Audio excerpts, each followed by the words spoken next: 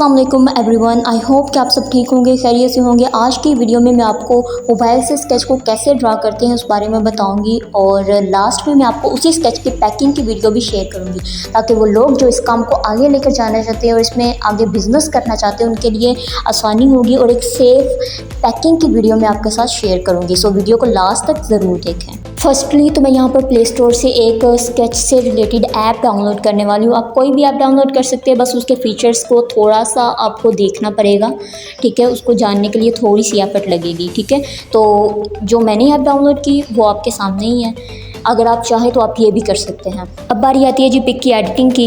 तो आप जो भी पिक स्केच कर रहे हो उसको आपने ब्लैक कर लेना, ठीक है। तो इसके लिए बेस्ट तरीका तो यही है कि गैलरी में आपको जो भी ब्लैक फ़िल्टर शो हो रहा है ना, ठीक है, एडिटिंग में आप बस उसी ब्लैक फ़िल्टर को यूज़ करें, ना पिक को ज़्यादा डार्क करें और ना ही ज़्यादा उसको लाइट करें। यहाँ पे मैं जो पेपर यूज़ कर रही हूँ ये स्केच बुक का पेपर है, नॉर्मल साइज़ है, जो नॉर्मली हम लोग बड़ी स्केच बुक यूज़ कर रहे होते हैं, ठीक है। ये वही साइज़ है। मार्जिन लाइंस ड्रा करने के बाद मैंने यहाँ पे स्केच की जो असल मेजरमेंट है उसको सफ़े पे उतारना शुरू कर दिया, ठीक है। सबसे पहले मैंने लंबाई में लेंथ में जो मेजरमेंट ली थी मोबाइल को उसको 2 बार आगे ले लिया, ठीक है। मीन्स मैंने यहाँ पे 3 बार उस मेजरमेंट का यूज़ किया है। अब मैं चौड़ाई की मेजरमेंट को भी इसी तरह ही 3 बार यूज़ करूँगी आगे, ठीक है। तो आपने मेजरमेंट लेते वक्त जो भी जितने भी हिस्से आप आगे कर रहे हो, ठीक है, उतने ही हिस्से आपने हर लिहाज से आगे करने ही होंगे, ठीक है, ओवरऑल मेजरमेंट में।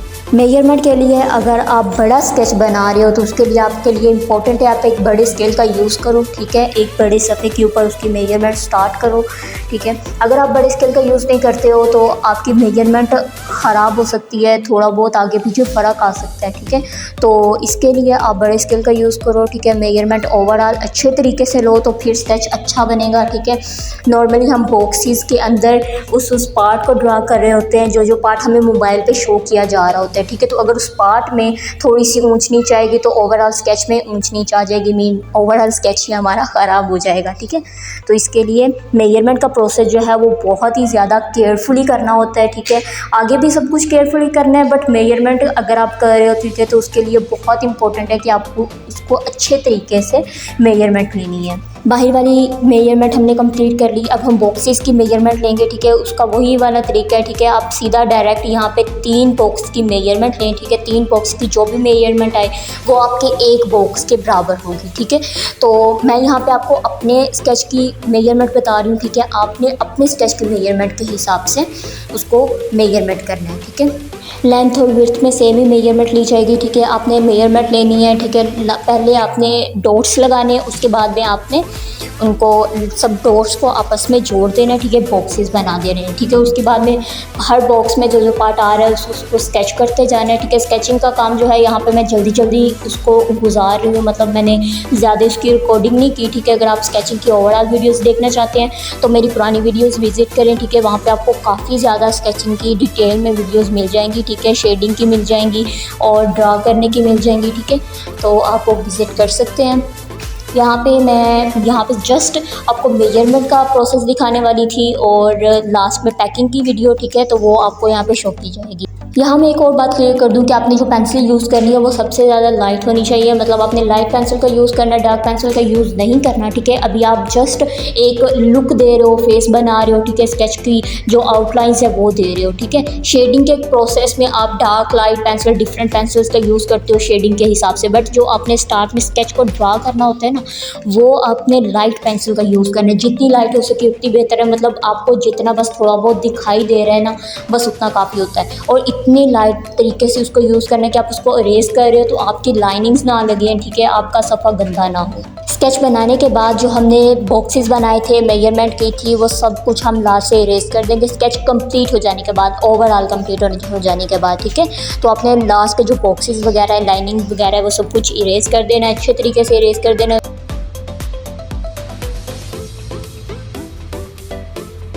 अब यहाँ मेजरमेंट की लाइंस इरेज करते वक्त जो यहाँ पे स्केच का पार्ट्स इरेज हुए हैं, ठीक है, उन सब पार्ट्स को मैं आपस में एक दूसरे के साथ जोड़ दूँगी, ठीक है। और फिर हम शेडिंग स्टार्ट करेंगे।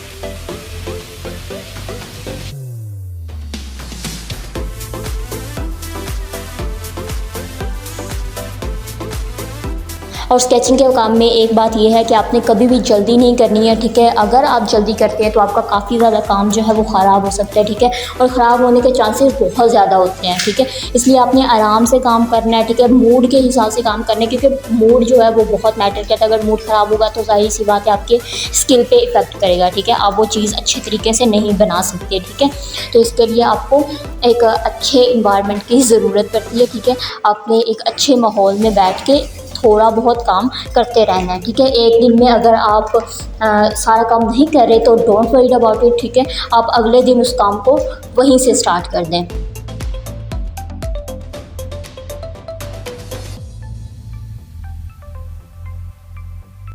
शेडिंग करते वक्त आप जिस पार्ट से स्टार्ट कर रहे हैं, ठीक है, उस पार्ट को कंप्लीट ओवरऑल कंप्लीट करते जाएं, ठीक है। वहाँ वापस उस पार्ट पे आके जब उसको ठीक करते हैं, ठीक है, तो बाकी के स्केच का ख़राब होने का खतरा होता है, ठीक है।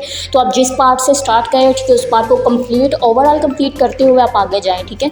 यानी कि आप उसको स्केच करें, ठीक है, उसमें शेडिंग करें, ठीक है। और पेंसिल जो है वो आपने डार्क लाइट का उसी हिसाब से यूज़ करना है जिस हिसाब से तस्वीर में आपको डार्क शेड और लाइट शेड दिखाए जा रहे हैं, ठीक है, उस हिसाब से ही आपने यूज़ करना है। यहाँ पे मैं इलेक्ट्रिक इरेज़र का यूज़ कर रही हूँ, ठीक है। इलेक्ट्रिक इरेज़र का यूज़ शेड देने के लिए किया जा सकता है, ठीक है। लाइट्स की शुआओं को, ठीक है, उसकी रोशनी को प्रोमिनेंट करने के लिए दिया जा सकता है, और किसी भी चीज़ को अच्छे तरीके से इरेज़ करने के लिए इसका यूज़ किया जा सकता है।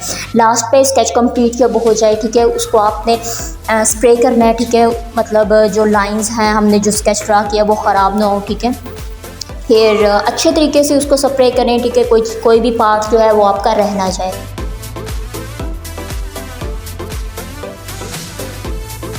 यहाँ पे मैं स्केच की ओवरऑल लुक दिखा रही हूँ, ठीक है। मुझे कमेंट करके बताएं कि ये स्केच कैसा रेडी हुआ, ठीक है। अब हम पैकिंग की वीडियो की तरफ बढ़ते हैं, ठीक है। मैं यहाँ पे अपना सबसे पहले तो आर्ट अकाउंट लिखने वाली हूँ जो सोशल मीडिया पे अवेलेबल है हर तरफ, सानिया आर्ट 782, ठीक है। उसके बाद में हम इसकी पैकिंग की वीडियो स्टार्ट करेंगे। यहाँ पे मैं प्लास्टिक शीट का यूज़ कर रही हूँ, ठीक है। इससे स्केच के ऊपर अगर पानी वगैरह लगेगा तो स्केच अंदर से सफ़ा जो है वो ख़राब नहीं होगा, ठीक है। उसके बाद में बबल शीट का यूज़ करेंगे, ठीक है, ताकि जो पैकिंग है वो हमारी मतलब जो हमारा स्केच है वो सेफली कस्टमर तक पहुँच जाए, ठीक है। उसके बाद में अपना मैं बिज़नेस कार्ड रखने वाली हूँ, इसमें सिग्नेचर करके अपने, और लास्ट पे हम यहाँ पे अपना थैंक यू कार्ड लगा देंगे कस्टमर के लिए, कस्टमर की थोड़ी हौसला अफजाई करने के लिए, ठीक है। और फिर ये मैंने जो चीज़ें रेडी करनी थी वो मैंने कर ली हैं, ठीक है। लास्ट पे अब हम इसके ऊपर जो मैं गत्ता यूज़ कर रही हूँ, ठीक है, नॉर्मली ये यूज़ किया जाता है, ठीक है, चीज़ों को पैक करने के लिए, ठीक है, चीज़ों को सेफली यहाँ वहाँ पहुँचाने के लिए, ठीक है। अगर आप किसी TCS वगैरह या कहीं से भी आप इसकी डिलीवरी करवाते हैं ना किसी भी स्केच की, ठीक है, तो वहाँ पर भी पैकिंग के लिए इसी का यूज़ किया जाता है, ठीक है। और लास्ट पे मैं यहाँ पे कवर कर दूँगी, कवर अप कर दूँगी। ये वाला कवर मैंने दराज से ऑर्डर किया था, ठीक है, आप वहाँ से भी ऑर्डर कर सकते हैं। आई होप कि आज की वीडियो से आपको काफ़ी कुछ सीखने को मिला होगा। मिलती हूँ अपनी नेक्स्ट लॉन्ग वीडियो के साथ। अपना और अपने घर वालों का ख्याल रखें। इस वीडियो को लाइक करें, कमेंट करें और शेयर करें। और जो लोग मेरे चैनल पर न्यू हैं वो मेरे चैनल को सब्सक्राइब करें, बेल आइकन को क्लिक करें ताकि मेरी आइंदा आने वाली हर न्यू वीडियो का नोटिफिकेशन आप तक फ़ौरन पहुँच जाए। Thank you so much. अल्लाह हाफिज़।